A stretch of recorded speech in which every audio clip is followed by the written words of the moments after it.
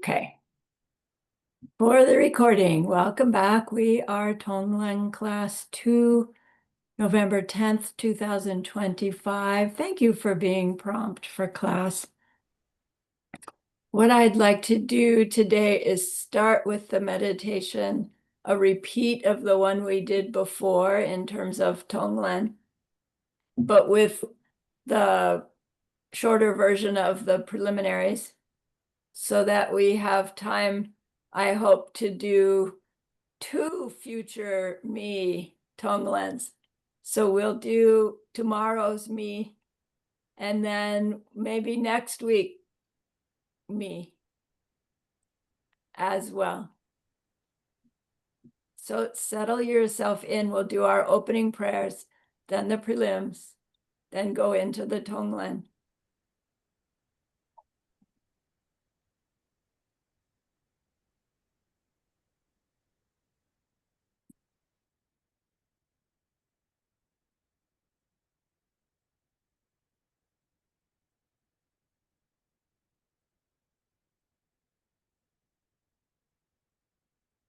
So mostly get your body upright.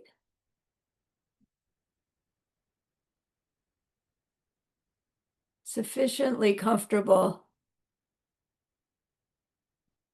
to reduce distractions, but not so comfortable you'll fall asleep.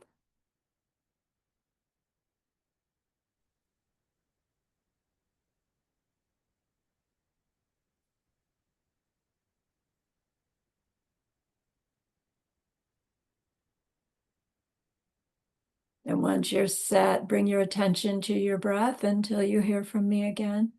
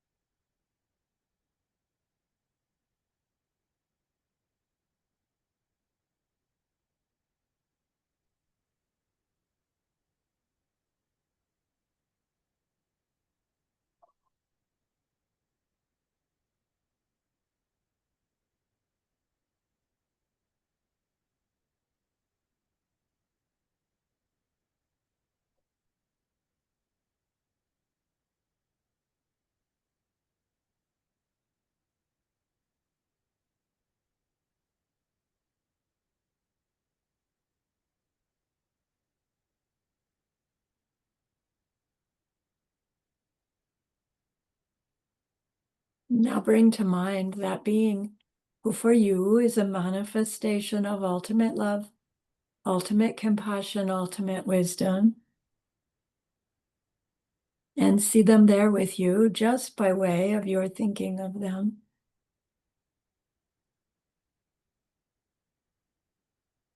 They are gazing at you with their unconditional love for you.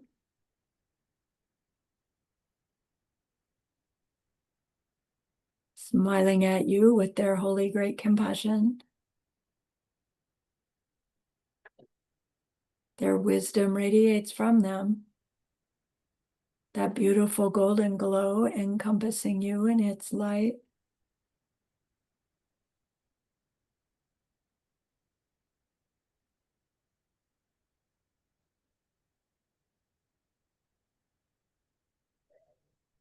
And then we hear them say, bring to mind someone you know who's hurting in some way.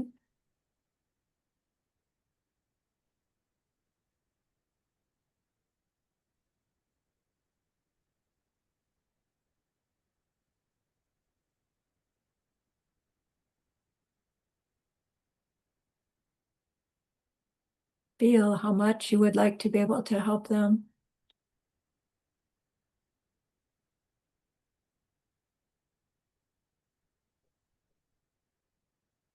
Recognize how the worldly ways we try fall short.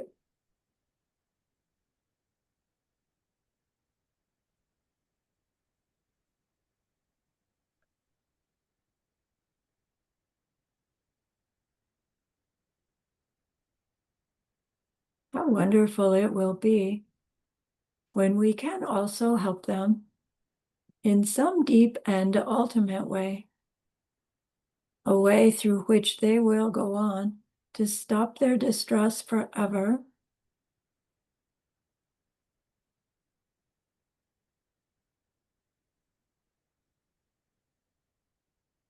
Deep down, we know this is possible. Learning about karma and emptiness, we glimpse how it's possible.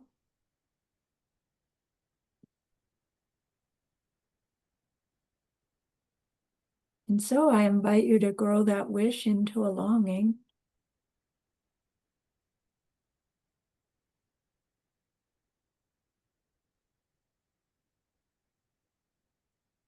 And that longing into an intention.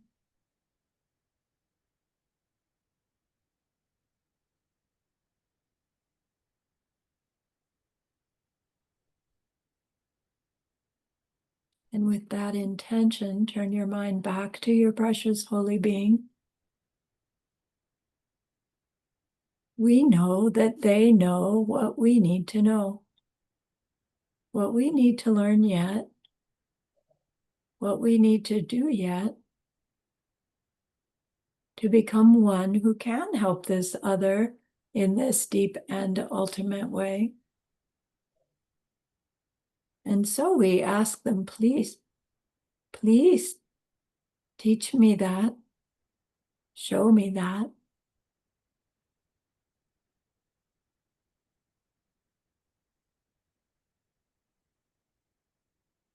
And they are so happy that we've asked. Of course, they agree.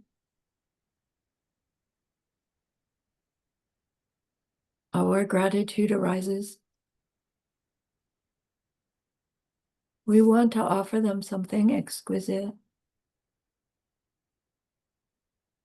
And so we think of the perfect world they are teaching us how to create. We imagine we can hold it in our hands, and we offer it to them, following it with our promise to practice what they teach us, using our refuge prayer to make our promise. Here is the great earth, filled with fragrant incense and covered with the blanket of flowers. The great mountain, 4 lands, wearing the jewel of the sun and the moon. In my mind, I make them the paradise of a Buddha and offer it all to you. By this deed, may every living being experience the pure world. Idam Guru Ratna Mandala Kam Niryatayami. I go for refuge until I am enlightened to the Buddha, the Dharma, and the highest community, through the merit that I do in sharing this class and the rest. May we reach Buddhahood for the sake of every living being. I go for refuge until I am enlightened to the Buddha, the Dharma, and the highest community, through the merit that I do in sharing this class and the rest. May we reach Buddhahood for the sake of every living being. I go for refuge until I am enlightened to the Buddha, the Dharma, and the highest community, through the merit that I do in sharing this class and the rest. May all beings totally awaken for the benefit of every single other.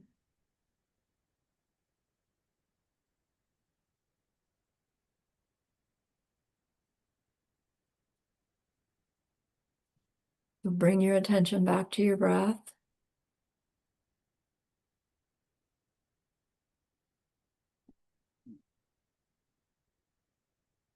Turning on your meditative focus.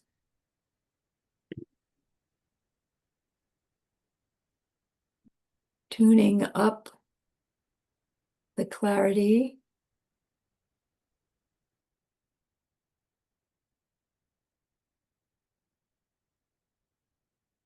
And turning on the intensity, fascination, or curiosity.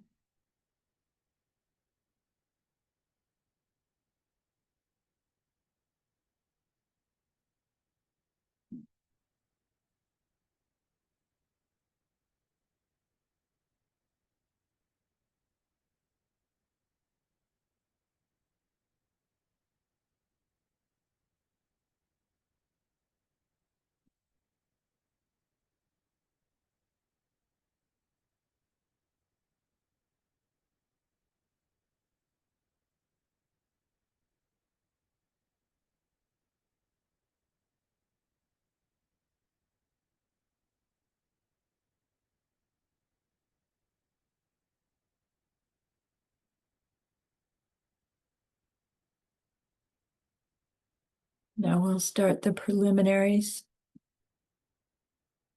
Intentionally change your focus from your breath to that precious being before you.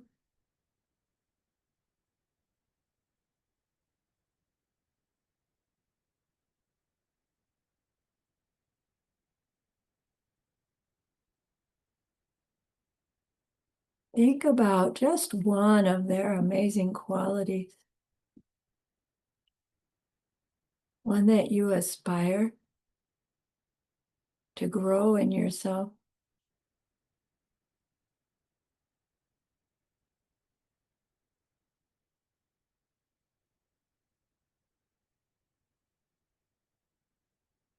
Feel your admiration for them.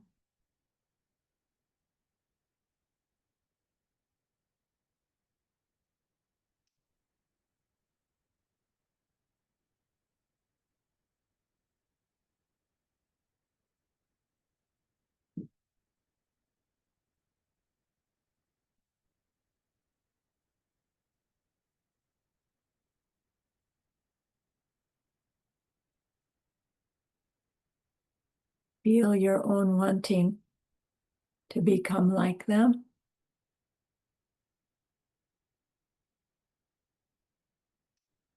And make a mental prostration before them. In some way, show them your honor of them.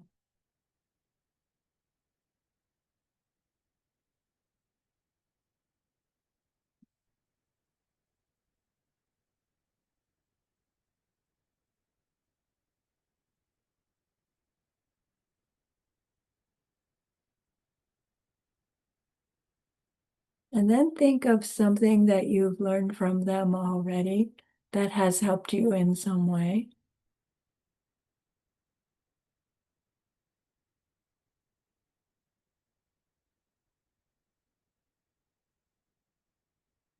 Feel your gratitude.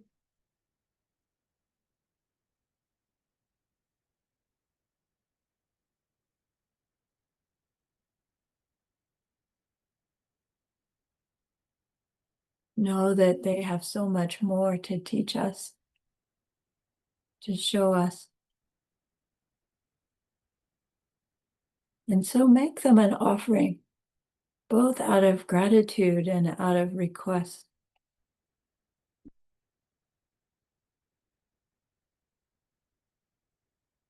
What they like best is to hear of something from your practice,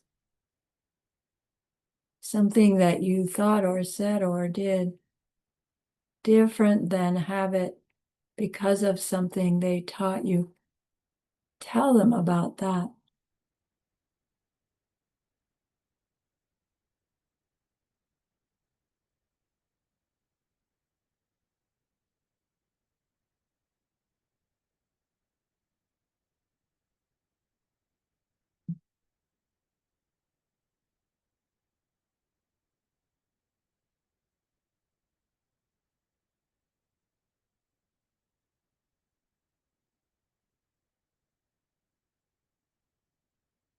Of course, they know anyway, but they're so happy for you to hear yourself make this offering to them.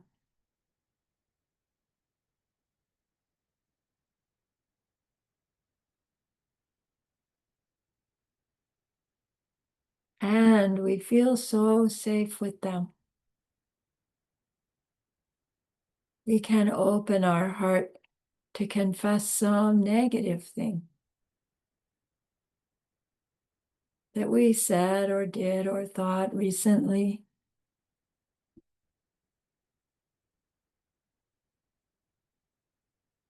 Some seed we planted in our heart that we know when it comes back to us, it will be unpleasant for ourselves and for others.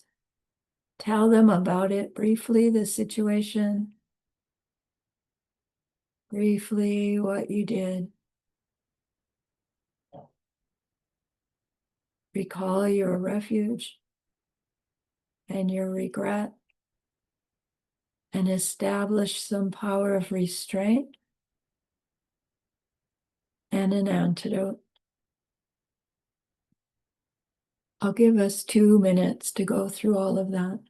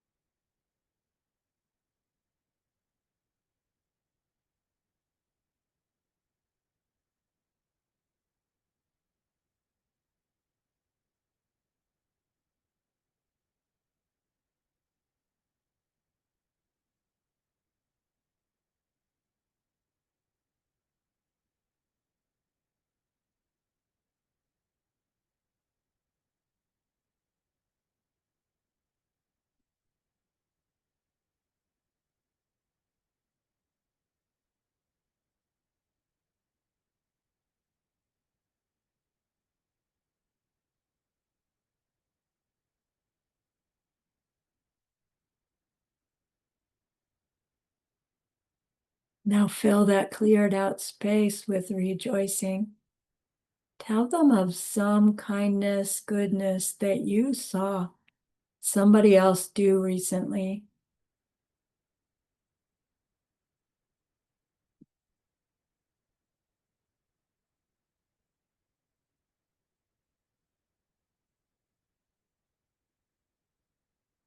Tell them of another kindness you did.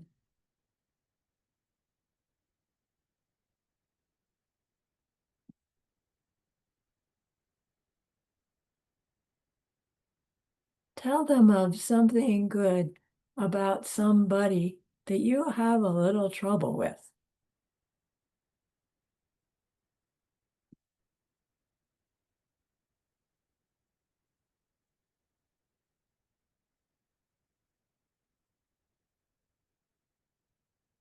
See that being so happy to hear about your rejoicings.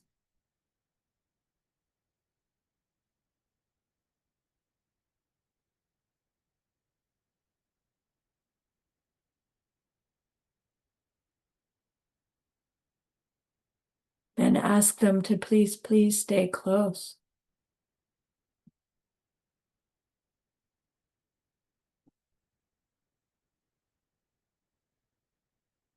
Ask the people in your life that influence you for the better to stay close.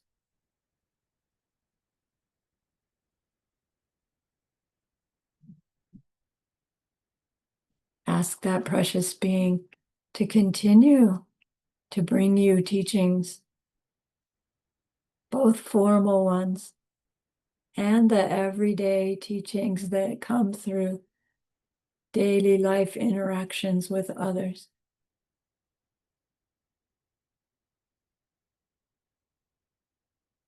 Give yourself permission to receive those teachings.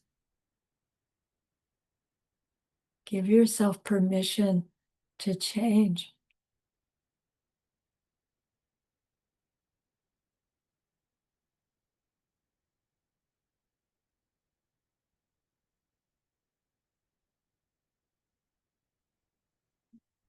And dedicate the goodness we've done just so far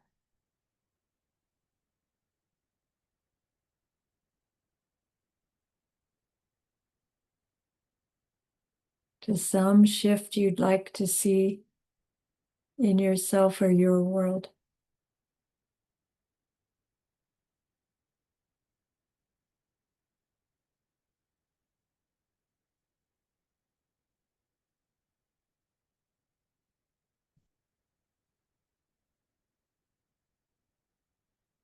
Then you can release that focus.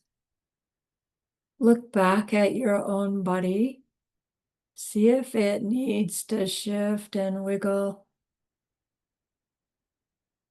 If it needs to, now's the time.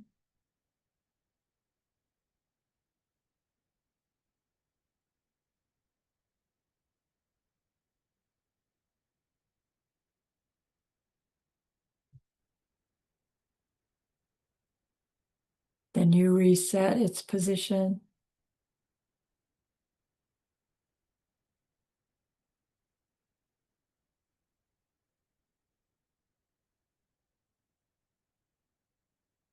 And start again with bringing your focus of attention at the sensations we call breath at your nostrils, using that object of focus to fine tune your focus, your clarity, your intensity.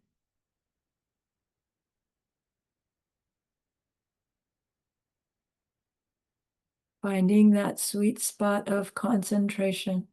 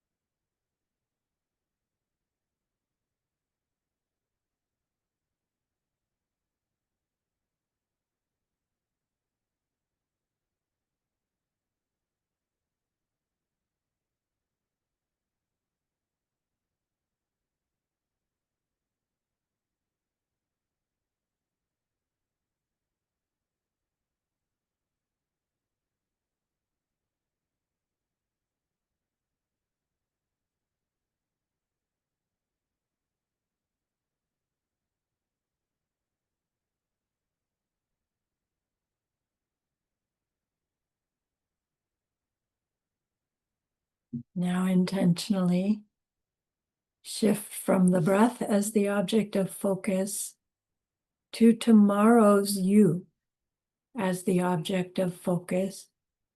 You in some situation that you anticipate to be a little difficult.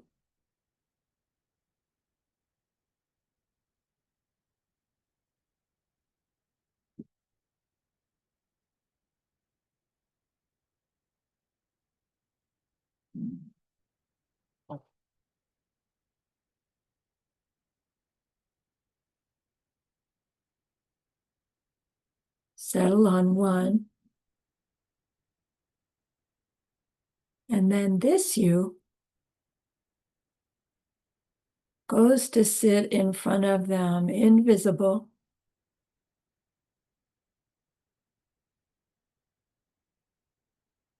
This you gazing at them, that you in that situation. You know what they're feeling. You know what they're experiencing. You know their urge to act in a certain way.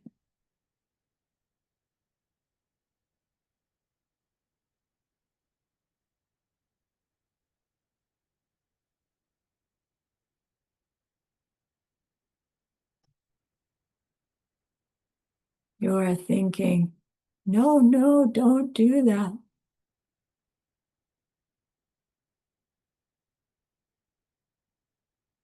And so you determine, I'm going to take that distress, that problem away.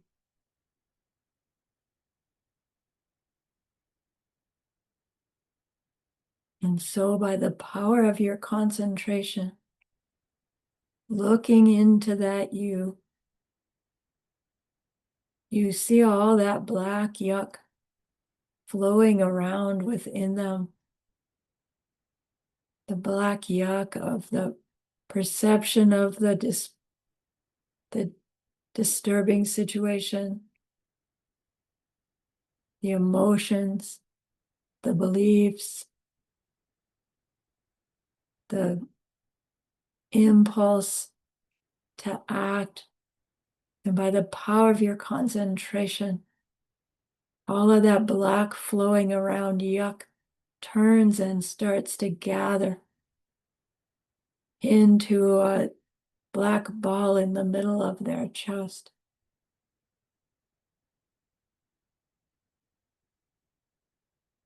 Take your time.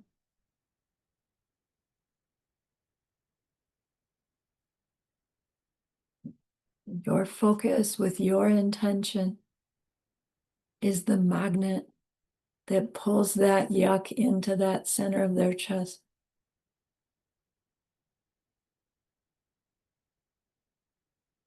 Identify it as it gathers.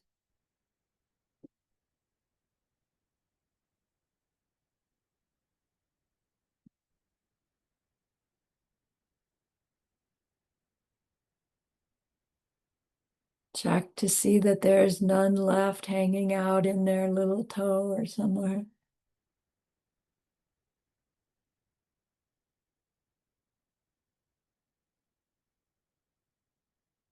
Recognize that within this black ball of goo is all the karmic seeds that could bring on something similar in the future.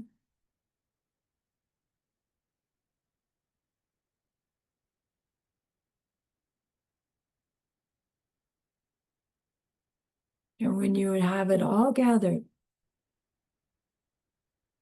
you make the determination, I'm going to take that from you.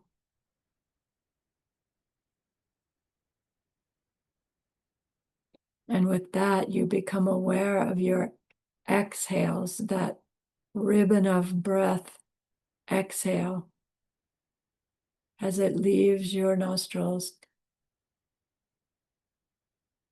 Each exhale going a little bit closer to your tomorrow's you.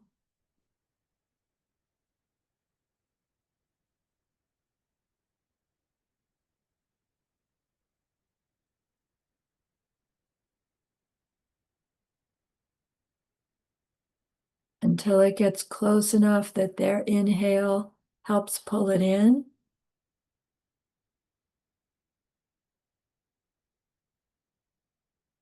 And you see that ribbon of your exhale going in their nose,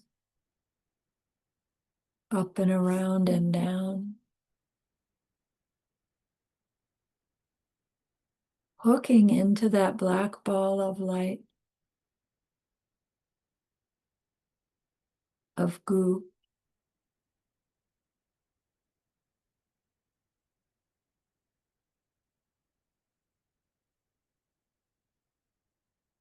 Once you have it well hooked,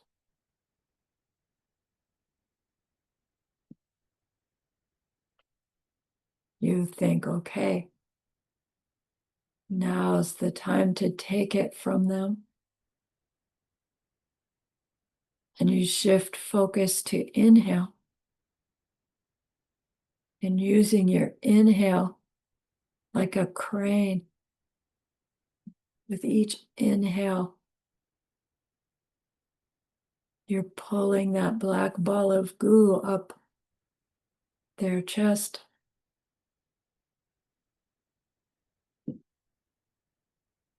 up through their throat,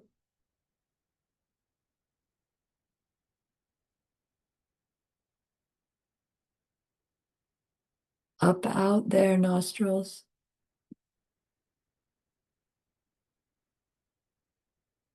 slowly drawing it towards yourself.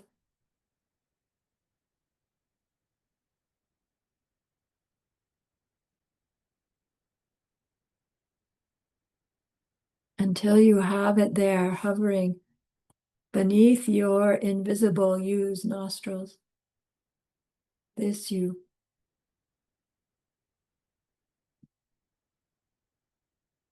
Again, identify it.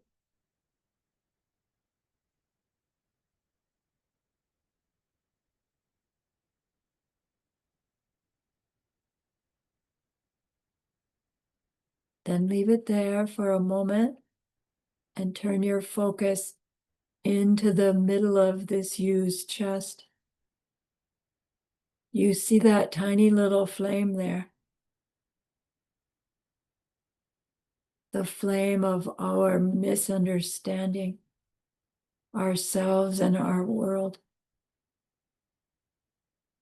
our belief that there's a me, that things happen too.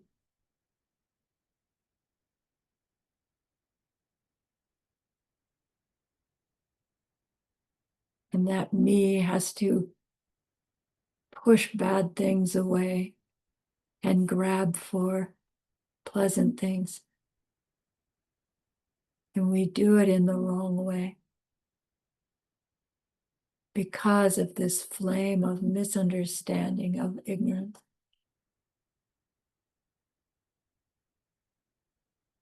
And so look at the black ball of goo and look at the flame in your heart and make the determination. I'm going to use these two to destroy each other.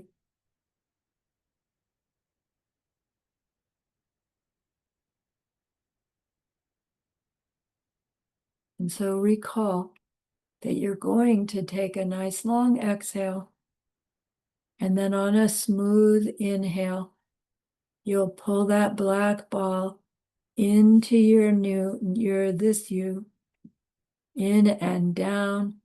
Slow it down as it gets close to the flame so that you can see them touch.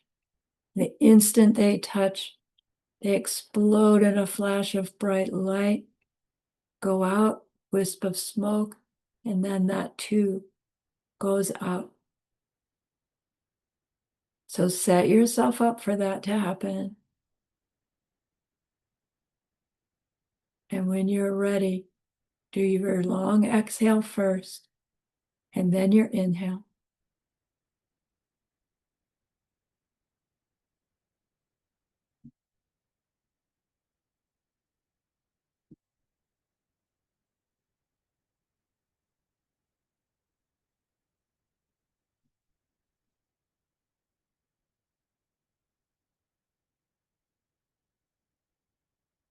And then breathe normally and rest in that absence.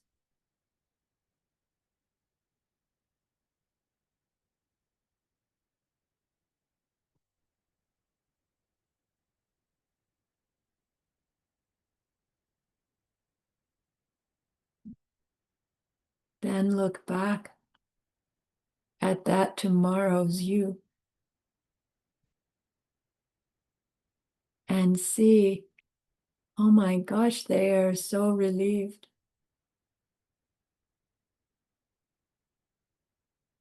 They're feeling strong and confident.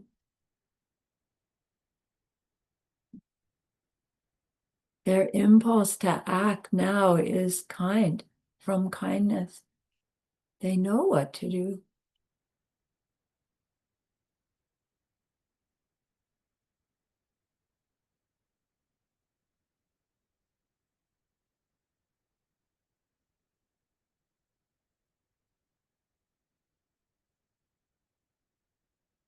This you feels happy too, that you were able to help them in that way.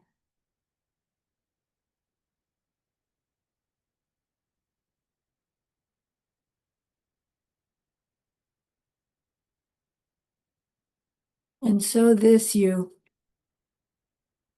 now thinks, well, next week or later on in this month, I know I'm going to be in this certain situation, and it's going to be hard in these ways. Let's go to that me.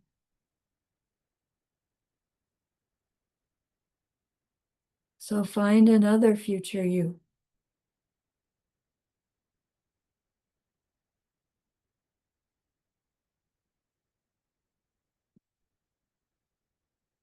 Nod when you have them.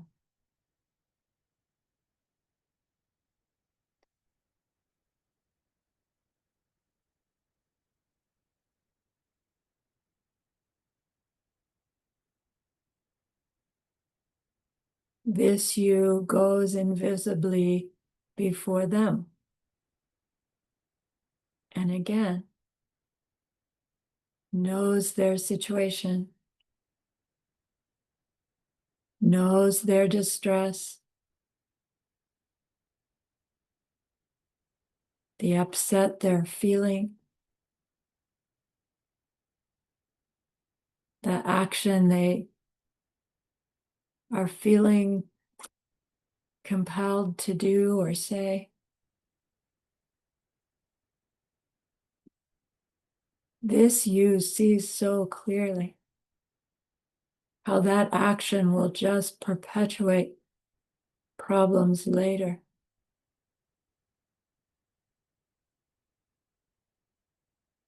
And your heart says, no, no, no, don't do that.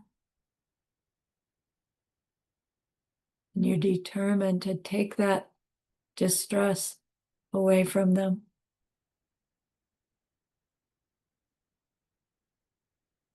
Turn your focus onto the black goo inside, gathering it into their chest, identifying it clearly. There's that jealousy again, or that pride, or those hurt feelings.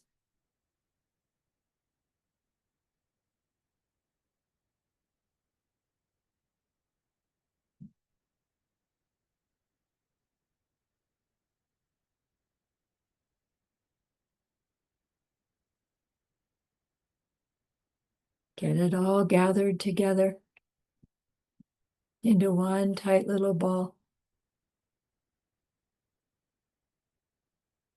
Recognizing that within that is also all the seeds for more of this kind of distress.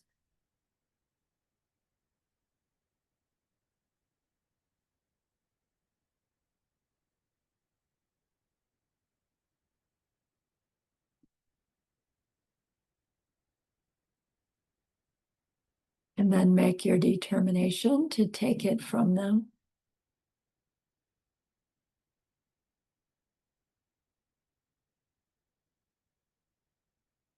And start your focus on the exhale.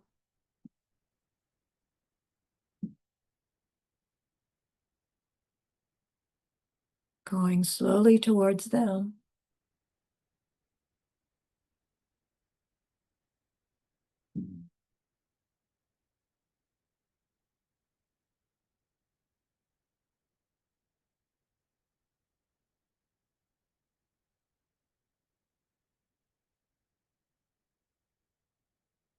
Till it gets close enough to their inhales that they draw it in.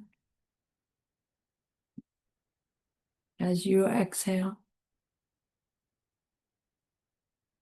it goes in, around and down, hooking into that black ball of distress.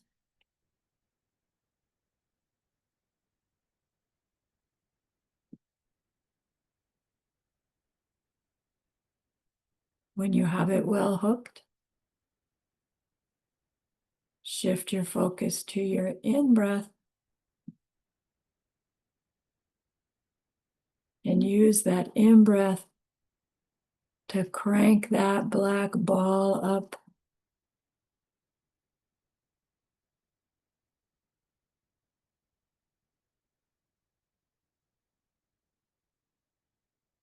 Around and out their nostrils.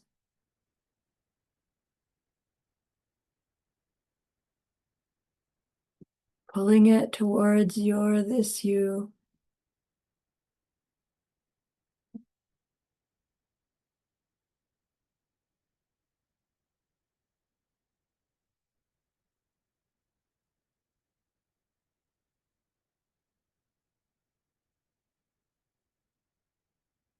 until you have that black ball of goo hovering underneath your nostrils. Identify it again.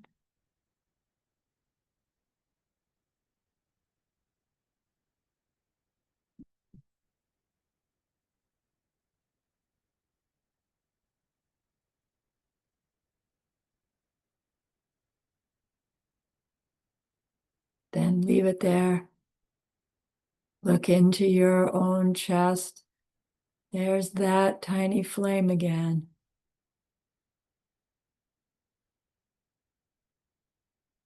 The flame of my belief in self-existence.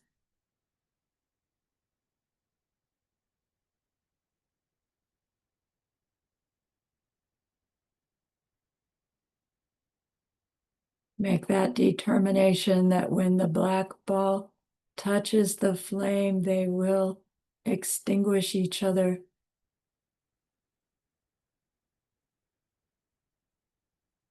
Set yourself up. And then start with the long exhale, followed by the inhale. Whenever you're ready.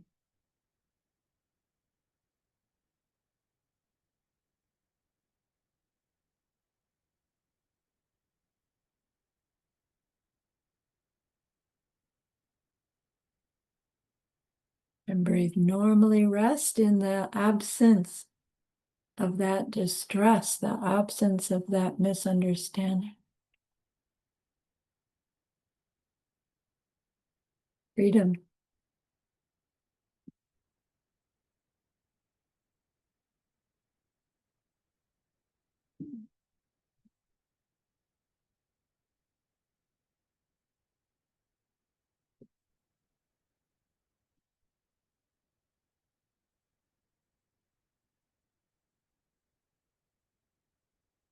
And turn your attention back to that future you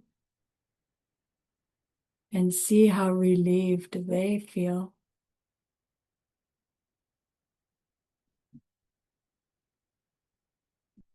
See how their perception of their situation has shifted.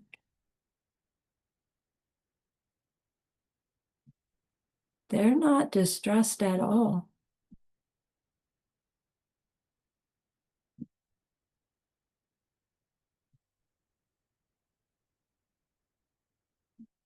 They see it as an opportunity to help and to grow.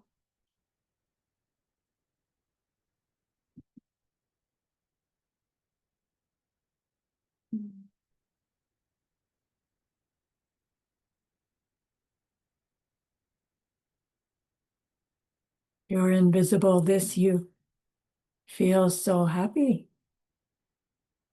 You were able to help them.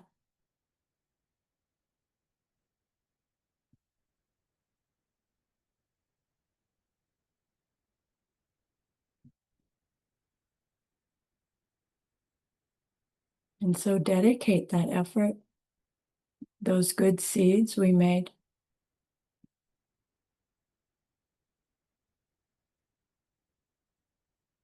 to growing this ability to use TongLen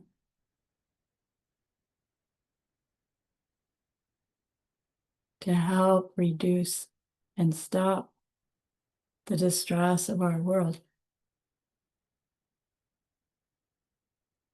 So bring your this you back to now.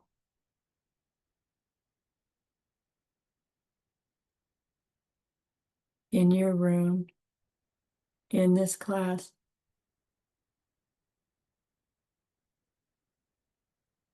And when you're ready, open your eyes, take a stretch.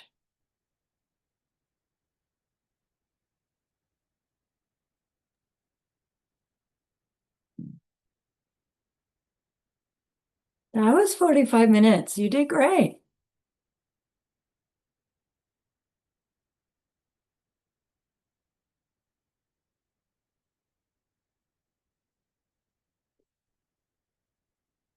It's not so hard when we have a nice story going on, right?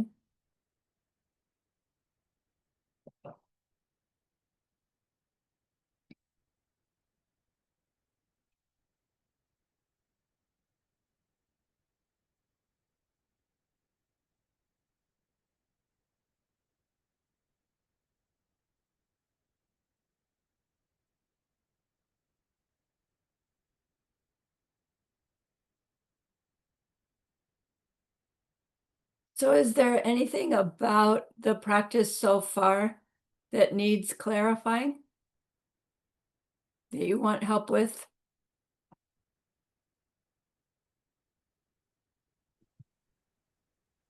Question, what Okay. is the purpose of doing this? I mean, because we suck out the yak 2 times, is there any special purpose instead of just doing on tomorrow's meet? I mean, is there any special purpose or just to get us to get used of the practice? Yeah, I did two because we had time to do two, to Okay. do a me tomorrow and a me next week. You can do, me as far ahead in the future as you want, as long as you're not so far into the future that you can't really relate to the you and the mental afflictions that you might have. So for instance, a 20-year-old you might want to go and TongLen the 80-year-old you, but it would be hard to relate to what the 80-year-old you is feeling when you're 20. So you don't want to go so far ahead that you don't really know what you're feeling.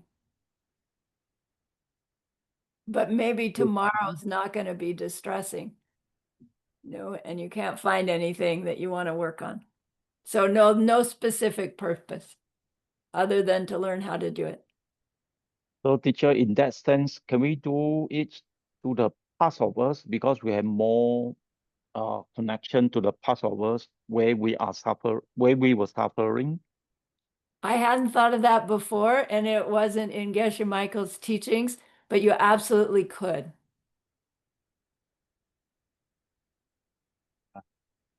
Yeah. The the powerful piece is the identification of the mental affliction that's that is the distress of the moment, right? And if you were in a situation, let's use the classical one, boss yelling, you know, maybe for me, I'm feeling insulted and disrespected. Maybe for you, you'd be feeling like physically threatened because you have a different background than I, in which case your reaction is out of fear. So we could be in a similar situation and even be showing a similar kind of resistance to the situation. But the mental affliction inside could be very different.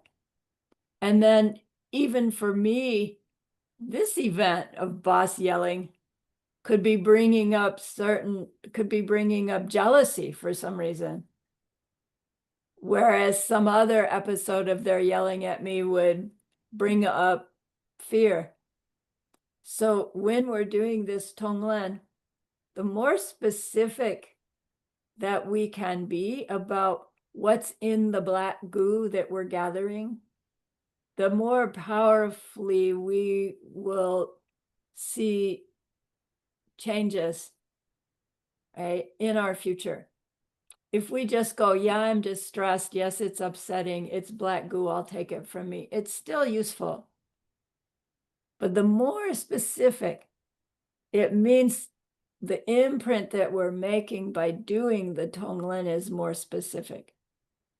So if we recognize that we have, our personal mental affliction, that is the thing that's always seems to be underlying every situation that upsets me. And we can identify that as being what's in the black goo and what's being destroyed by the flame of ignorance And is it by recognizing it, that's how we're destroying the ignorance?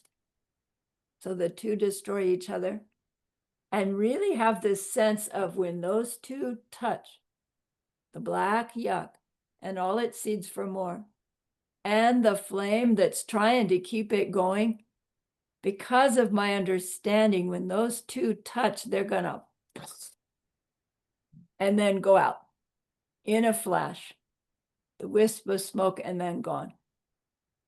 Right, so we want to be as clear as we can, which is why it really helps to do TongLen on oneself first, because we know our own mental affliction. When we TongLen somebody else, we don't really know. We're doing our best by way of what we see. Anything else? Thank you. Yeah.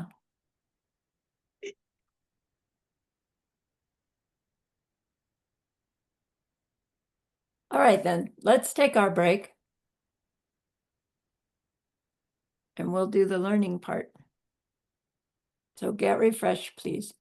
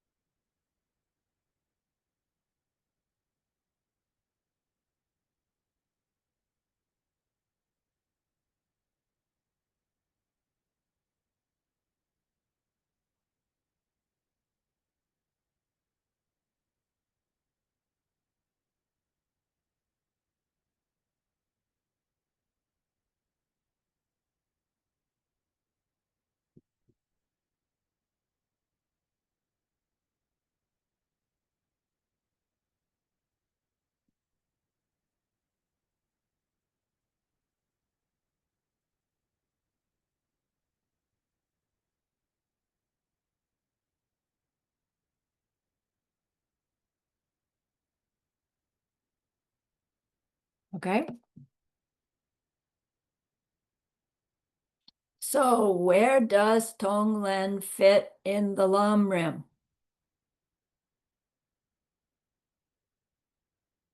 I'm really asking.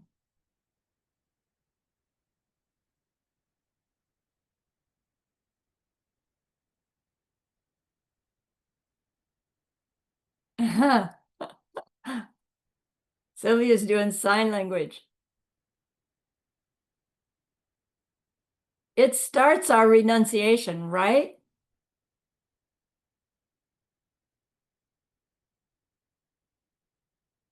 Wrong.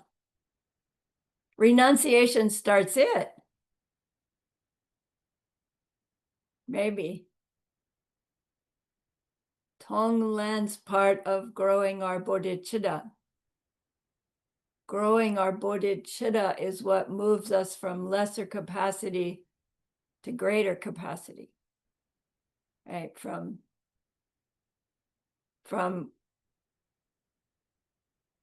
the wish to end our own suffering to wanting to help everybody do the same. Understanding that it takes trying to help everybody do the same in order for us to end ours forever. So TongLen practice is one of the practices that help us grow our bodhicitta. But which bodhicitta? There's two bodhicittas, right?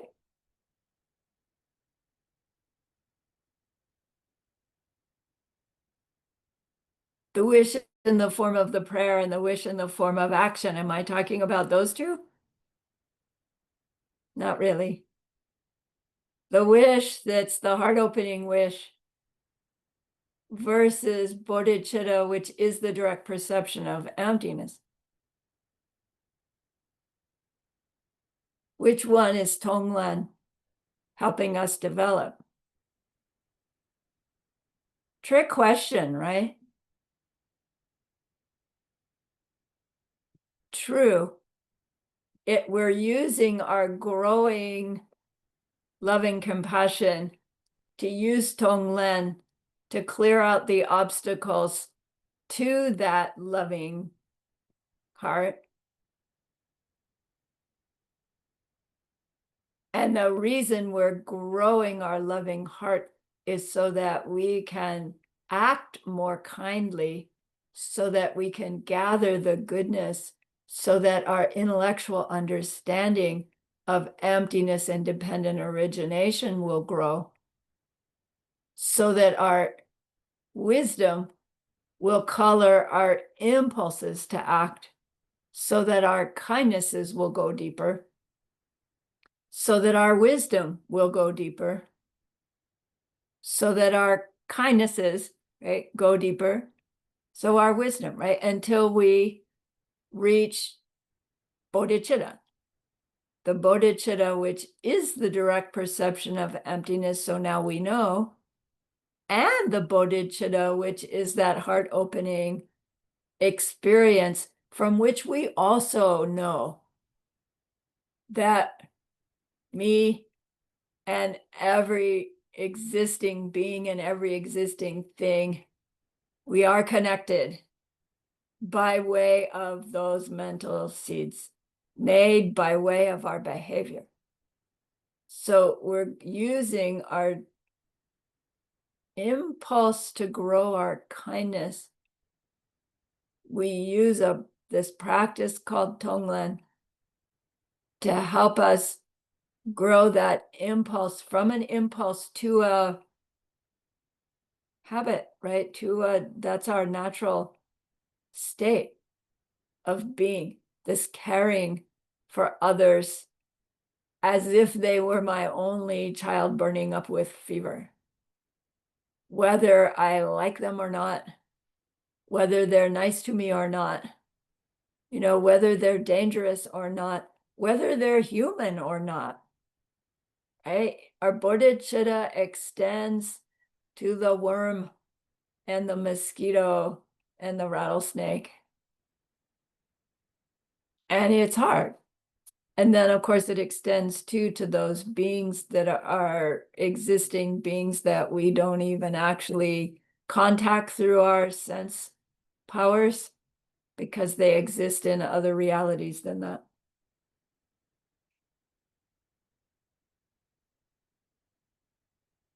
So this thing called bodhicitta,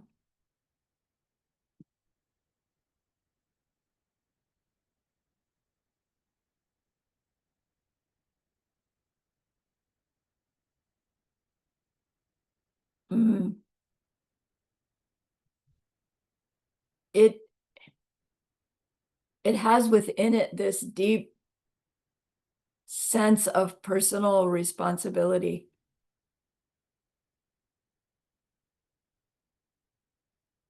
As our wisdom grows deep enough, we see how that personal responsibility it's not a burden. It's not something that somebody imposed upon us. It's our own realization that, oh my gosh, my moment by moment behavior and way I perceive things is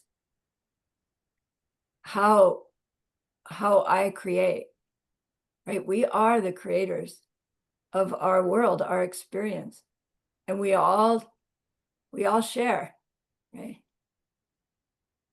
Together, our worlds together. Mm. So as we're recognizing this connection and this personal responsibility, we come to this deep realization that until until this perceives its own mind as omniscient, I can't know exactly how to help someone. I don't know exactly how to help them know what to give up and what to take up in order for them to stop recreating their own suffering self in a suffering world. So there's this sequence of developing our bodhicitta that starts with that renunciation, where it's like nothing I do ever works to make me happy. What's wrong with this picture? And then we learn and grow. And then, oh my gosh, everybody's in the same boat. And then, oh my gosh, everything I do to try to be kind, it just falls short. But it's not really the deeds that fall short. It's my misunderstanding that makes the deeds fall short. So as our wisdom is growing, it's not so much that our bodhicitta means that we go searching for opportunities to throw ourselves into the river to save the drowning person.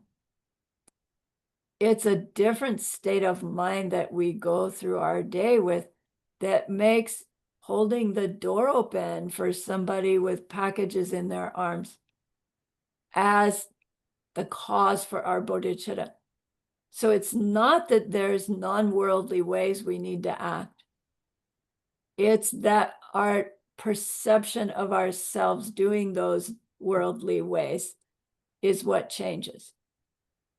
So we use the kindnesses we use kindnesses based on what would be kind if somebody did it for me, thinking, in order to grow the goodness so that we can grow our understanding of karma and emptiness, so that we can grow that wisdom strong enough so that it's in our mind as we hold the door open for the next person with packages in their arms. Then the same action, holding the door open, becomes not a worldly kindness.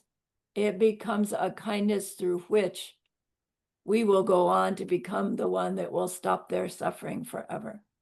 You see, so we're trying to grow this state of mind, state of heart that's understanding why we're doing what we're doing, like technically every moment, which is for me impossible yet, but working on it. Okay. So TongLen is one of those methods.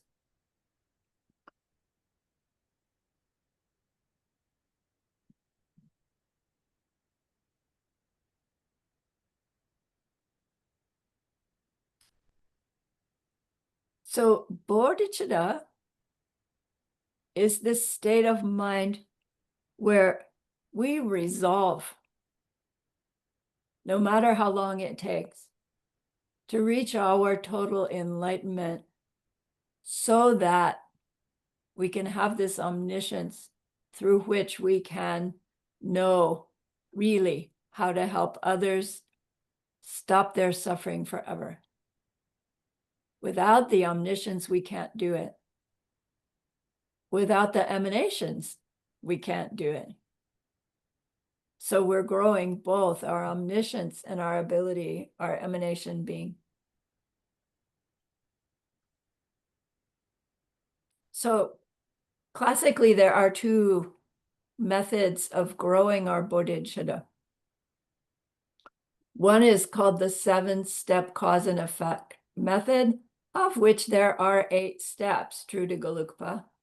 There's a preliminary in which we cultivate the mind of equanimity, and it's a long story, but what it means is growing our concern for others' suffering to include everyone equally, to want to end the suffering of all beings, whether we like them or not, whether we find them to be pleasant or not.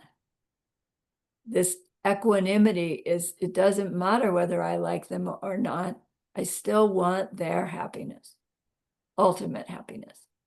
It's a hard state of mind to get, to reach. And they say we want to be at that state before we even start growing our bodhicitta, because bodhicitta is not bodhicitta if we're bodhicitting only the ones we already love. They're easy to care about.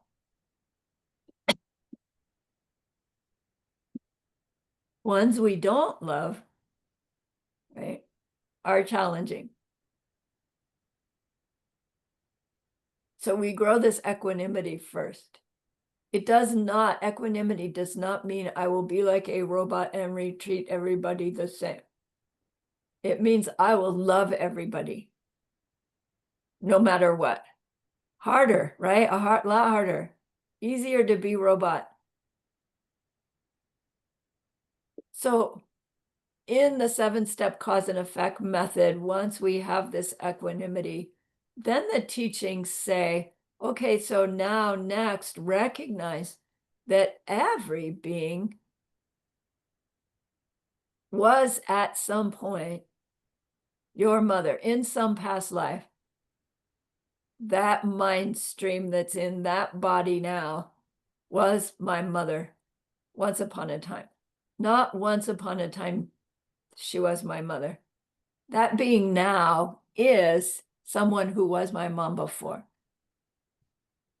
And so just like my mom now, right? I love her. She's gone, but if she were here, I would love to take care of her. So once we establish all these beings are my moms, then it goes to, well, they benefited me so much, and so I really want to repay them. And the way I can repay them is to try to help them be happy, but I can't help them be happy until I try to remove their suffering. But oh my gosh, I can't really remove their suffering until I really know what it is, right? So we reach this level of personal responsibility, but our personal responsibility is blocked by our inability to really know how to help them because our worldly ways fall short. So we hit this personal responsibility, and then it's like, well, until I'm enlightened, my efforts are just going to fall short. I have to reach Buddhahood in order to benefit all those mothers. It's 7-step cause and effect method. It means we need to know or believe about past and future lives. And not everybody relates to the everybody's my mother thing. There's a second method. The second method is called exchanging self and others. Exchanging self and others does not require a belief in past or future lives. It does not require, they've been all my mothers. How can they be my mother? I didn't even like my mother. Like, it doesn't require any of that. It just requires recognizing that people are suffering. And to recognize that other people are suffering actually requires the platform of recognizing that we ourselves are suffering. And I mean, to be in a class like this means we are in a certain circumstance in which we have safety, we have freedom, we have enough that our needs are met. Like, we have pretty great lives compared to most. And, oh, yeah, I get headaches. I had a really hard day yesterday. I don't like it when they do that, right? My friends call it first world problems, right? We complain about all kinds of stuff. And come on, we've got it made. But we don't, because we're using up all that goodness as we moan about it, as we experience it. And it's hard to do enough kindness to stay ahead of the ballgame. So with TongLen, it is necessary to really look at our own distresses and recognize that they're indicators of what other beings are experiencing. And then expand our concern to others. Because if it's painful enough to be me and my life is like sweet compared to most, then, oh my gosh, how horrible it must be, right? To be somebody in a war zone, or, who's in the wrong place at the wrong time, just human, let alone animal, let alone the other beings. Anybody remember that ACI course 8 that everybody goes, I don't want to take course 8, it's so horrible, about the hell realms and the hungry ghosts? But we need to know. We need to know. Okay. So second method of learning, of growing our bodhicitta, is this practice called exchanging self and others. Daksha Nyamje is the Tibetan phrase. I'm going to put up our vocabulary.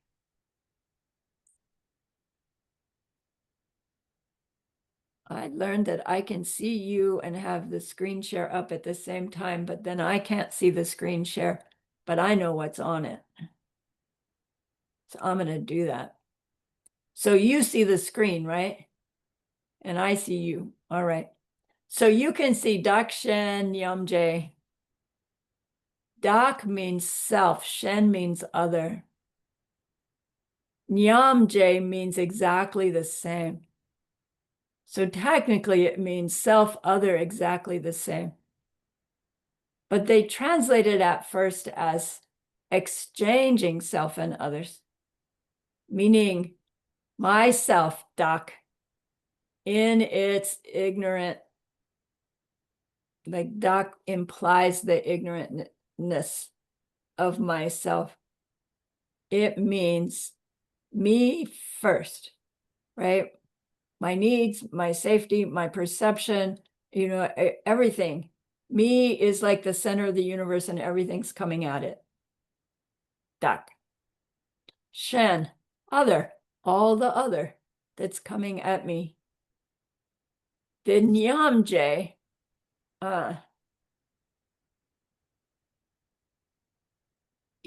actually meaning equal, means everybody's perceiving themselves in that same way, even the gnat. And it's all mistaken, because that isn't really how we exist. Not that we don't exist at all. So at the beginning level of Dakshin Nyamje, they say exchanging self and others, in the sense that we're learning to exchange our constant self-concern with a few moments of concern for the other ahead of my own self for just a little bit of time. So it comes to us in three different levels of practice. I'm going to stop share.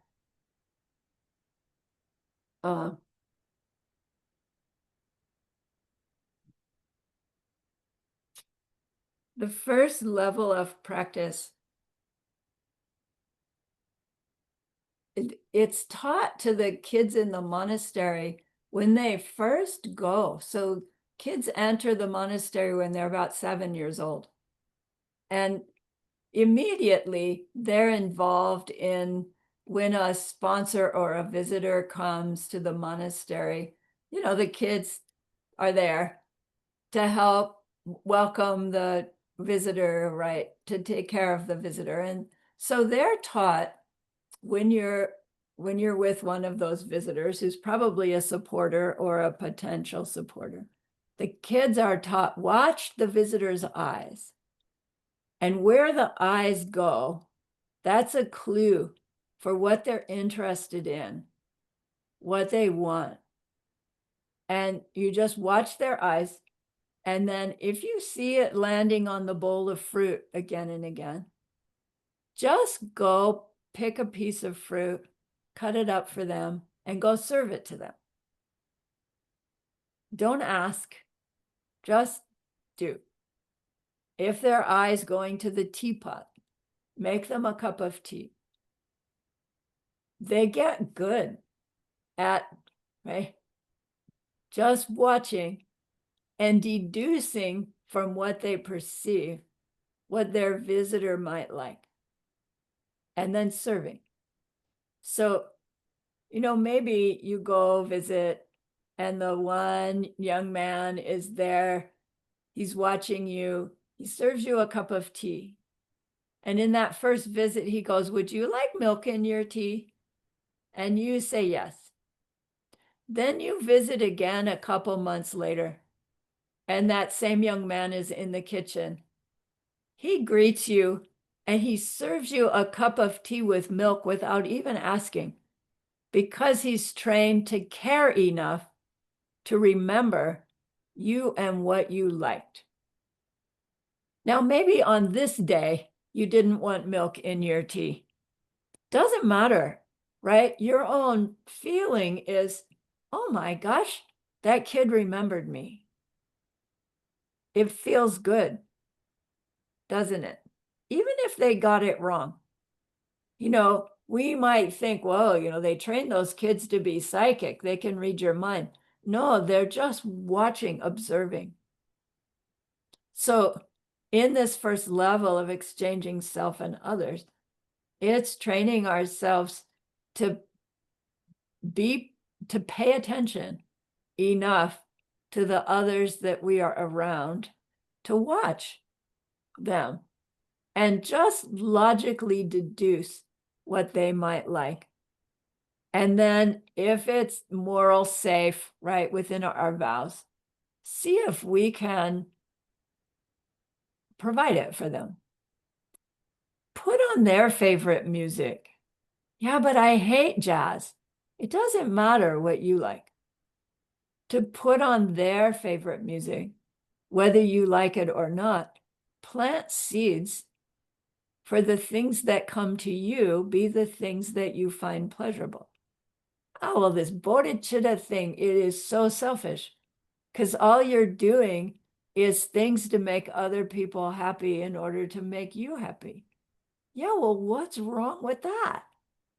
You make a ton of people happy, or you're just trying anyway, based on what it feels like for yourself to get a little bit of pleasure. What other motivation would we have?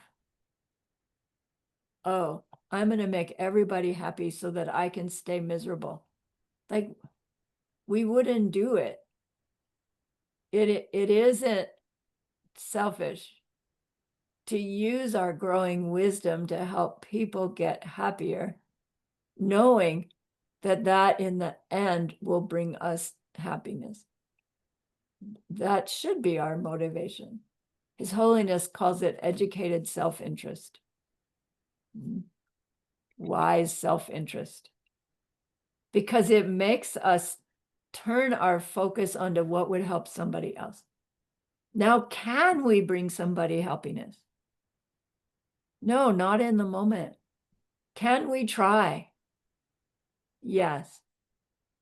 You know, when I was trying to publish Puppy Pen Chew Toy book, I had this wonderful editor. She was so sweet. And the book impacted her a lot. But she kept coming to me. She says, you keep saying, try to do this, try to do that. She goes, you need to change that language. You need to say, you do this and you do that. And I said, yeah, but we can't actually do we can't actually bring about the things we're wanting to bring about. We can only try to do it. And that's the whole point of the book, that it's the trying that makes the seed that makes the result later. And she finally goes, oh, I get it. And she let me put trying back in the book. It's really a different mindset, because it used to be trying would dilute things, right? It meant, well, not really. But in this tradition, all we need to do is try, which makes things so much more possible to me, that I can try and fail to do a kindness, and I still planted a good seed. Right? I ripened a bad seed. If the person I was kind to gets mad at me for doing what I did, I ripened a getting mad at somebody for trying to be kind to me seed. And then it's done, which tells me, be grateful for people's attempts at kindness, whether you like it or not. Doesn't mean you have to stay there and take more of it. But if we reject people's kindness, we're going to have our own kindness be rejected, and don't have your feelings hurt. Right? It happened because we do it. All right. So this first level of growing bodhicitta daksha nyamje is just care enough to pay attention, to see if you can predict what people want, what they need. And, you know, we all know what people need. In the grocery store, people want to get to the can of beans without having to reach around you. So step aside, right? Be aware. Am I standing in front of the peanut butter and I'm in the way of the person? Is my cart in the middle of the aisle instead of over to the side? It's so easy, really, to be, it's just plain consideration. But now we're cranking up our awareness a little bit in the level of our consideration of others. First level. Second level.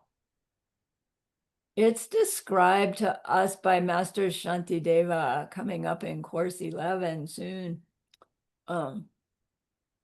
It's a form of exchanging self and others whereby we try to actually be aware of the impact we are having on the other in the moment.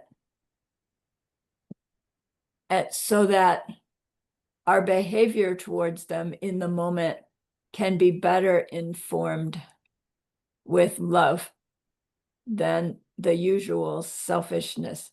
And it's a little bit tricky. So the idea is the person that you're with, you imagine that you can be inside them experiencing yourself. And you're like, how are they experiencing me right now? And how would they like to experience me right now? And once we've established feeling like maybe we have a sense of what they'd like me to do, then you go back into your own you and you do that thing. So like maybe I'd be able to put myself into Sylvia and go, Sylvia is wanting me to quit repeating myself. And then it's like, okay, I'm going to get on with class here, right? Because I know that's what would please Sylvia. And then I'm limited because I can only do Sylvia and then Victor and then Pia. I can't do all of you at once yet, which helps me grow the, man, I've got to be omniscient, right? So that I can do the same for everybody at the same time. And it feels like, I mean, like psychology would say, don't do that. Don't put yourself into somebody else. That's not healthy. But in this practice, the idea is we're really trying to get a sense of our impact on others and to care enough to want to impact them, not just to avoid upsetting them, but to actually be able to be what would help them. Like really just exactly the right thing. Can we really get into somebody and know their mind or heart? Not until we're omniscient. But we can imagine it. And again, our intuition will kick in, just like the kids' intuition watching your eyes. Our intuition will kick in, and we may surprise ourselves and them extraordinarily from time to time. And it'll help us grow our confidence that, we really can act from a place of awareness of our impact on others and so choose our behavior accordingly. On automatic pilot, we don't have this big concern about our impact on others. We do, of course. We don't just walk over beings. But we're trying to grow this sense of how is it that my just being with you can be a peaceful, pleasant, safe, uplifting, wisdom growing experience without me saying, sit down, I want to tell you about the pen thing, right? Just by my presence with you. And you know how sometimes you find yourself in like just the right place at the right time for somebody, and you didn't plan it out and they didn't plan it out, but all of a sudden it's just like you are exactly what they needed. And it feels so good. It feels so good when it happens the other way around. Somebody just shows up at the right place at the right time. There's sometimes I'm walking home and it's hot outside and I'm especially tired and there's no place to sit down and I think, I don't know if I'm going to make it home. And so, a friend drives up. It's like, hi, Sarani, you want to ride home? Yes, thank you. My angel for the day. And they go, great, right? They feel good. I feel good. How is that created? Right? By this recognition that we are for others exactly what they need. Now, tactically, we are always that, aren't we? Like I am the ripening of your seeds right now. So I am exactly what you created. I am exactly what you need right now. And you are the same for me. But we don't go through our day like that, do we? And it's dangerous because we could go through it going, I am exactly what you need right now. And so, right, I I can yell at you, I can, right, step in front of, I can do anything I want because I'm exactly what you need. That's wrong conclusion. Because what's that going to make for me and my future of other beings being exactly what I need? That coming at me. So this being exactly what I need, when we get it right, it's like, wow, then I have this opportunity to be for them what will be pleasant and peaceful and sweet and enjoyable. And if I don't feel like I can be that out in my outer world today, well, then maybe I should just stay home. Right? You know? And maybe. So TongLening is this tool through which when we are meeting up with a situation where it's like, I can't help, I don't know what to do, I see suffering, I want to do something, I'm breathing, I can TongLen. As opposed to, I can't look, I can't go there because I can't really help. It opens our heart to be able to be more engaged with distressing situations that we're used to closing our heart against because we can always TongLen. Doesn't mean you have to step into the middle of that horrible situation yet. But we don't have to ignore it either.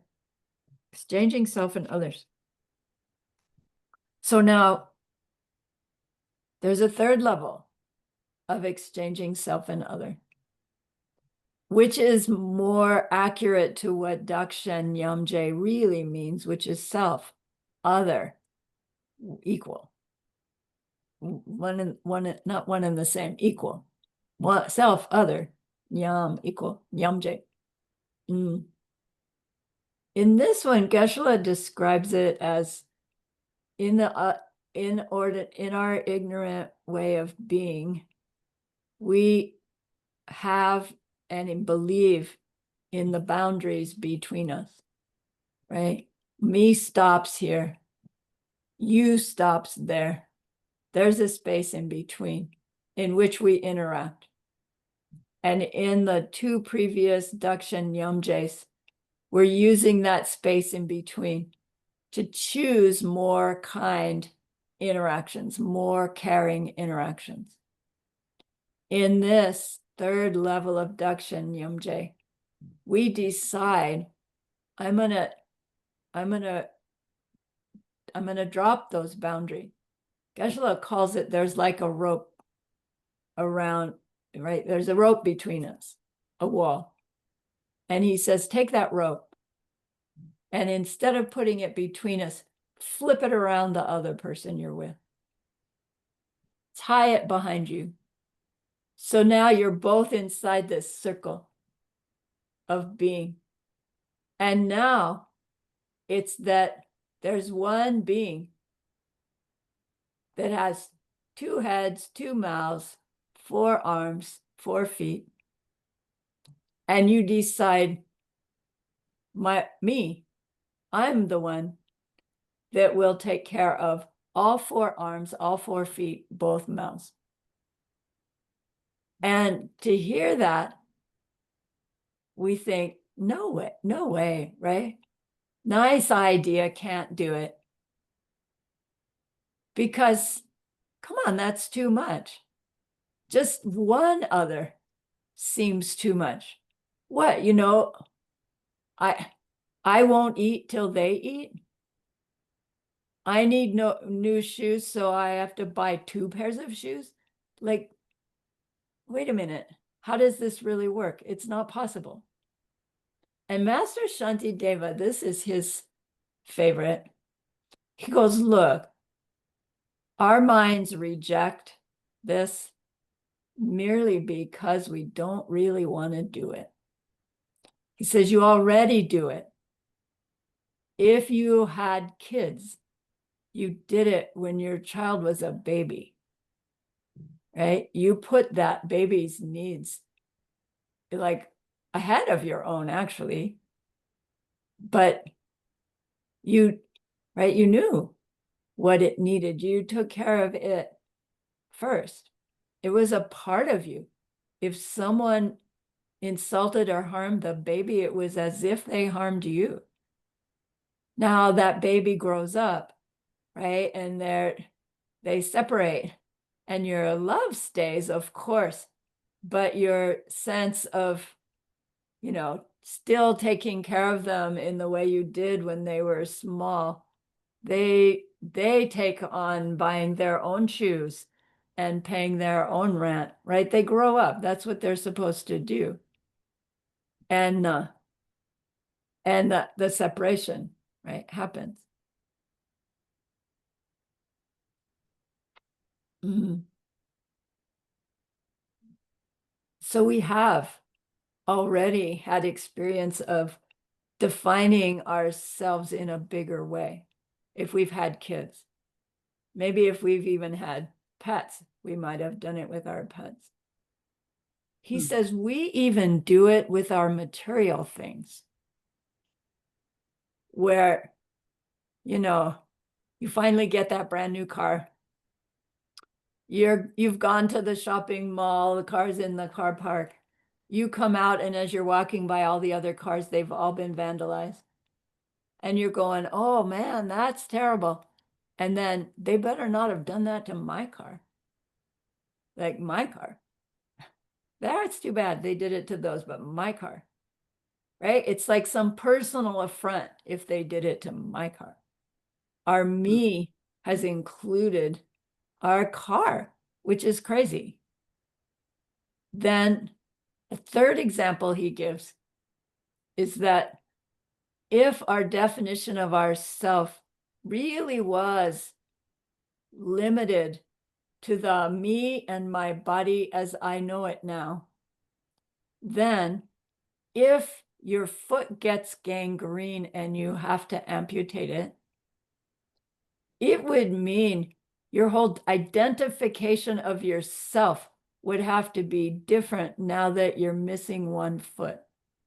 You would have to change to a different person. And you don't, he says. You're still you, just you with one foot instead of two.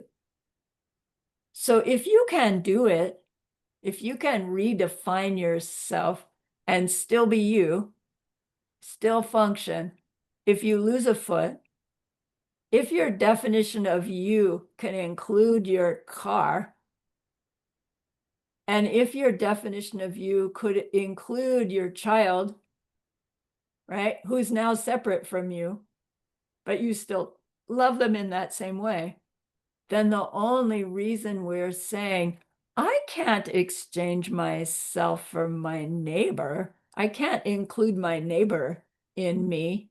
He said we're only rejecting that because we don't really want to do it. And we don't really want to do it because we don't care enough about them. And still my mind says, like, from where I can sit, I can see like 10 neighbors. So does that mean when I make oatmeal, I should make 10 bowls of oatmeal and take them out to my neighbors before I sit down to eat oatmeal? It's hard. It's like I would never get back to my oatmeal because that neighbor likes to talk, and I would sit there and talk with them. and that neighbor, right? It's like I'd never get to eat. But we just need to work out that conundrum. I'm not saying don't eat until everybody in your building has eaten. But keep it in mind as you eat, as you sit down to eat. Like I'm home, I'm by myself almost all day nowadays. Smati's in his room. I see him about 4 times a day. The rest of the time I'm all by myself. But but that doesn't mean I'm not interacting with my world. Yeah. So gets a little tricky. So can I ask something? Yes. So is it did I understood it right? So it's more about the quality of interaction, not about the quantity, right? Yes. Mhm. Right. It's what's on our mind as we are doing our deed. And then, but then that brings up the point. Well, then why do deeds matter at all? If it's what's on my mind, like if it's a motivation and state of mind, what does it matter what I do? And it's a little dangerous, right? Because technically it doesn't matter what you do. But it does matter because all the while we're planting seeds. And what we do, even with our good motivation, is still going to come back to us done by somebody with a good motivation. So let's just like go to the worst case scenario, right? And we decide that person is damaging, right, our world so badly that with love in my heart, I should go kill them. And I do it. And I do it, clearly identifying I have all 4 factors in mind. And I'm saying I'm doing it in order to protect everybody. I am still going to have a future experience, probably more than one, of somebody with a good motivation cutting my life short. If that's okay with me, then okay, I would go ahead and kill that person. If that's not going to be okay with me, then I should not do that deed that I'm thinking my good motivation, my TongLen, right, my bodhicitta motivation is saying I can get away with, I can do, right? If we think we're getting away with something, don't do it. The point of having high motivation is that suppose I have flowers that I'm going to give to my Aunt Mary, and I could give them to my Holiness, the Dalai Lama. They say to give the same flowers to His Holiness is a greater goodness than giving them to Aunt Mary, even though Aunt Mary would probably enjoy them, daily for a while. His Holiness will see them once and then never again. But because of the power of the karmic object, the same deed creates a different kind of seed for me. Then the power of the motivation also influences that seed.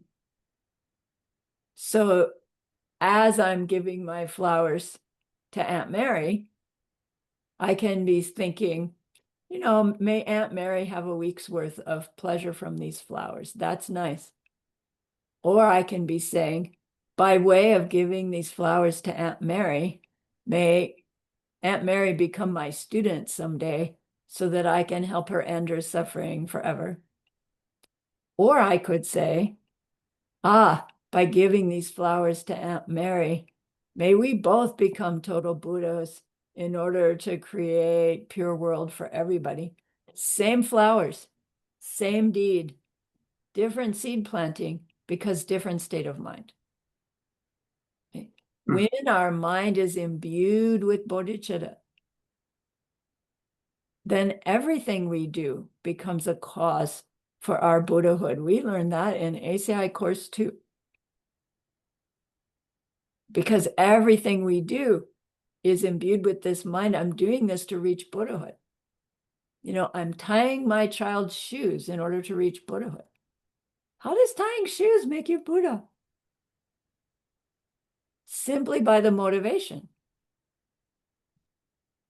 But we still don't lie, cheat, steal, kill, sexually misconduct with bodhicitta, because those things will come back to us done by somebody with bodhicitta, and we won't like it. So we have our vowed behavior, we have our guidelines for behavior to help us not fool ourselves as our bodhicitta is growing into thinking, oh, well, then I can do anything I want because I've got this great motivation. But if our motivation was so great, we wouldn't want to do those things that are hurtful, even if it looks like that's what seems to be necessary. There must be another way, right, to get the same result than killing that person. There must be some other way. So there's two preparatory states of mind that are necessary for our bodhicitta to grow. And those two are Jampa and Ningje. I'm going to put the share again. I think I have them there. Jampa and Ningje.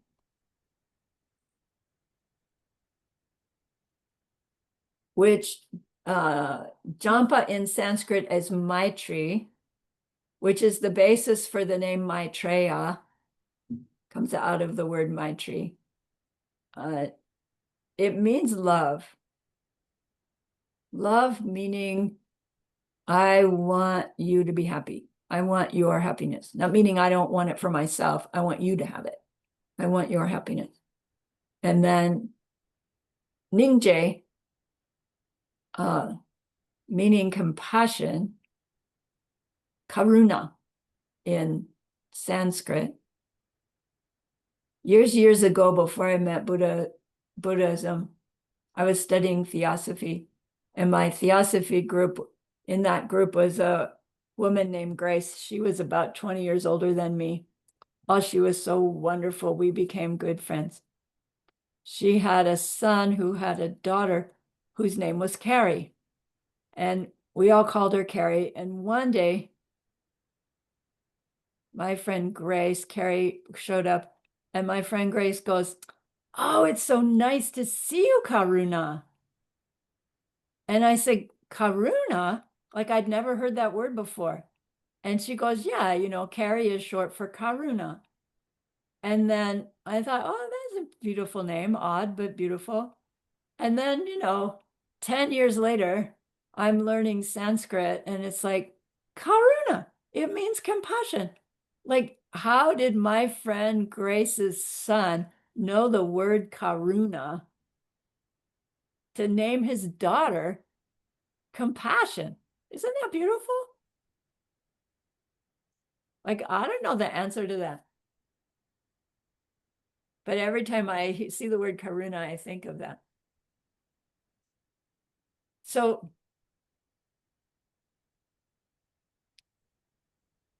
they say that Ningje, compassion, is another form of love. Like we make the distinction. Love is I want you to be happy. Compassion is I want to take your suffering away, because you can't really be happy as long as you're still suffering. But underneath the I want to take your compassion away is the I want to do that for you. And that's love. So it's like our ordinary state of mind is this, right? Here's me. I want, even when we're saying I want to avoid aversion, it's still an I want. I want for me to not have that happen. I want for me to have that happen. It's a pulling in, a grasping in. The state of mind of love, the state of heart of love is a going out, right? It's still an I want. We use the word I want. I wish there was a different word. Because the I want your happiness, I want the end of your suffering is an outflowing energy instead of a in-grasping energy. And that's significant for our subtle body, for our understanding. It's significant for our understanding of what it is to be Buddha me and Buddha paradise emanating. This sense, the shift from incoming to outgoing. And this practice of expanding self to include others, growing our bodhicitta, is a seed planting tool for making this shift from incoming to outgoing. And we can kind of get a glimpse of how that's connected, right? From the, what is it? Sirtong to Pakpa, right? Of understanding where our world's actually coming from. There are all these little clues that when we're learning our sutra, is planting these seeds for realizations to come as we gain access to the faster path, right? The Vajrayana, the Diamond Way path. And TongLen is one of those methods that simply by learning to use our breath, which has this harmonic resonance with the subtle winds of our inner body, in order to act in ways that are more kind, more loving, more helpful in circumstances that we otherwise would avoid because we can't do anything, helps plant these seeds for when the time comes, our ability to practice what's called creation stage and completion stage will have seeds for it. So TongLen practice is all done in our imagination. And we think, I'm just pretending. And as we plant seeds of pretending, it seems like when those seeds ripen, they'll just be ripening of pretending. And the more complete our pretending seeds are, the more complete those pretending seeds ripen. And how complete do they need to be for pretending to not be pretending anymore, right? Is our reality really anything other than pretending? Maybe we could call projections pretending, and maybe that would make more sense. But the point is, TongLen practice is a pretending practice done in our imagination that helps us plant seeds for the swifter practices to come to us all that much sooner in the form of the creation stage of Diamond Way, which is all pretending practice that can itself bring about the result. And if it doesn't, then there's completion stage practices where we do something more radical using our subtle body, which the TongLen practice is planting seeds for as well, because we're tying our pretend to our breath. So it's a setup for helping you reach your Buddhahood in a one lifetime, whether it's this lifetime or another one. TongLen practice is secretly helping you move along your path in such a simple, beautiful way, whether we know it or not. So now if that makes you feel manipulated, I'm so sorry. The idea is we can learn and be attracted to TongLen and not know any of this stuff, the details about it. Or we can learn and practice TongLen fully informed with what's going on. And our TongLen just increases in power that way. Yes, Frank. So I'm pretending, so, sorry, I'm German, though. Pretending has this negative touch, but in TongLen, I don't think it's not a negative touch, or any other thing. It's a kind of the motivation that I lay that I lay into the TongLen, right? So I Yes. can pretend, of course, but Yes. it's not my motivation. So I try to, let me better call it, it's a simulation to be prepared in a real situation, to be enabled or to be able to act like a good boy or like a good man. Yes, so simulation would be a good word. It's a Mhm. simulation.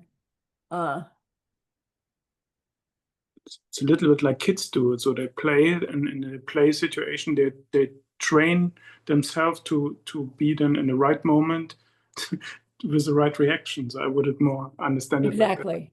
Like Mhm. by pretend, right? So maybe is pretend a better word? I understand that has this negative connotation if as adults, right? I'm Mhm. pretending, it means I'm faking it. I'm trying to pull something Mhm. over on you. And that's not, that's not how we're using it. But I appreciate hearing that could be the connotation.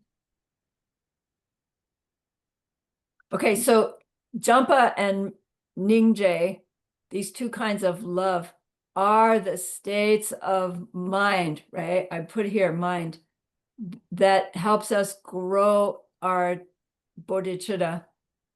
And the way we act on those love and compassion feelings is by tonglening. So that we can actually do something when we feel loving compassion. Because most of the time we just are like, no, I'm too busy, or I don't have enough money, or I can't. Yeah, we can always tonglen. All right, I'm out of time. I'm going to put my clip here for you guys, because we need to talk about what comes first, love or compassion. And I don't want to rush it. So you can think about it. So please spend a little bit of time, 10 minutes, 15 minutes. Doesn't have to be in your formal meditation time if you have other things you're doing. But tonglen your future you every day. Tomorrow's you or next week's you. And kind of make a note about your tomorrow's you when you get there. Right? And see how'd it go. And we'll talk about it. So remember that person we wanted to be able to help. We've learned a lot that we will use to help them in that deep and ultimate way. And that's a great, great goodness. So please be happy with yourself.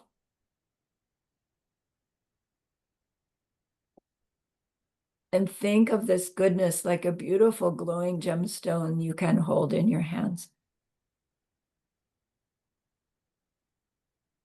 Recall your own precious holy being. See how happy they are with you. Feel your gratitude to them, your reliance upon them.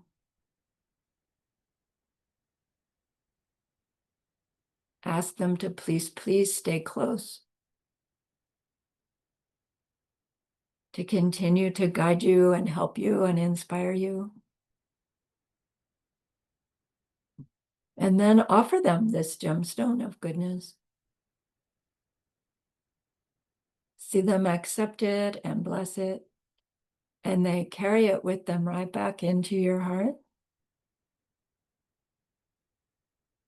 See them there, feel them there. Their love, their compassion, their wisdom.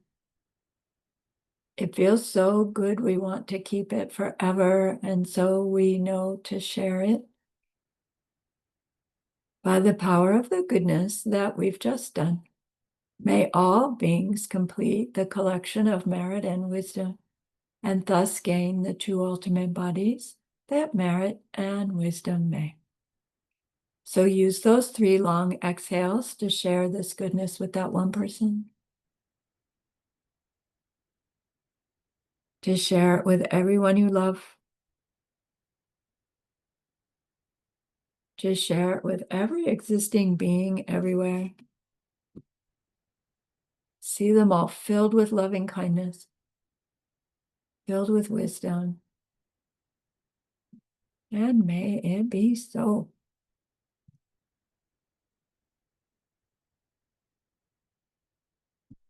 All right. Thank you, everybody, for the opportunity to share. Thank you for the opportunity to learn.